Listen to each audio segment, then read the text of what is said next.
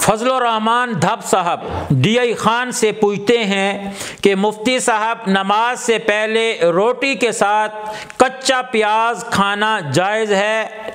یا نہیں یا ناجائز ہے؟ کیونکہ میرا ایک گہرا دوست کہتا ہے کہ نماز سے پہلے پیاز کھانے سے نماز بالکل نہیں ہوتی، تو اب میری پچھلی نمازوں کا کیا ہوگا جو میں اس طرح پڑھا کرتا تھا؟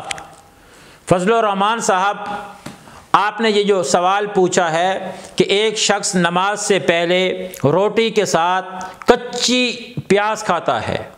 کچا پیاز وہ کھاتا ہے، تو اب ایسی اس کے بعد نماز ہوتی ہے کہ نہیں ہوتی؟ آپ نے اس کے بارے میں پوچھا ہے۔ اب سمجھیے کہ کچی پیاز کھانا یا لہسن کھانا یا سگریٹ پینا یا کوئی ایسی چیز جس سے منہ میں بدبو پیدا ہوتی ہو،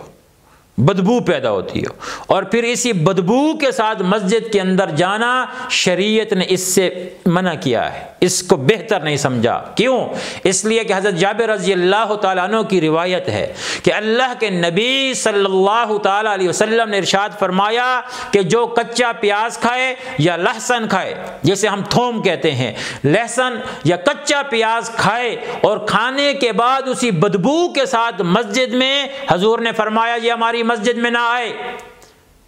ایسے شخص کو چاہیے کہ وہ مسجد میں نہ آئے، کیونکہ اس سے فرشتوں کو تکلیف پہنچتی ہے،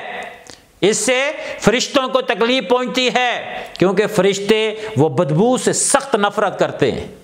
وہ بدبو والی جگہ سے دور ہو جاتے ہیں۔ تو حضور نے فرمایا کہ ہماری صفوں میں کھڑے ہو گے بدبو والا بندہ تو فرشتے دور ہو جاتے ہیں، تو یہ مناسب بات نہیں ہے۔ تو یہ جو حدیث ہے کہ لہسن اور کچے پیاز والے ہماری مساجد میں نہ آئیں، اس کا مطلب یہ ہے کہ اگر کسی نے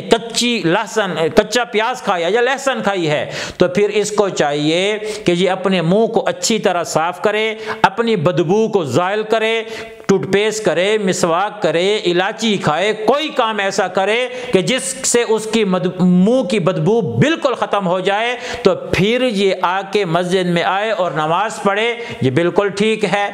لیکن اگر منہ میں بدبو بھی ہے اور اللہ کے سامنے کھڑا بھی ہے، فرشتے بھی اس سے بھاگ رہے ہیں، تو شریعت نے اسے اچھا نہیں سمجھا۔ ہاں اگر اس نے اس حالت میں نماز پڑھ لی تو کراہت کے ساتھ اس کی نماز تو ہو جائے گی، لیکن اللہ کے ہاں یہ نماز پسندیدہ نماز نہیں ہے۔ تو اس چیز کو سمجھیں۔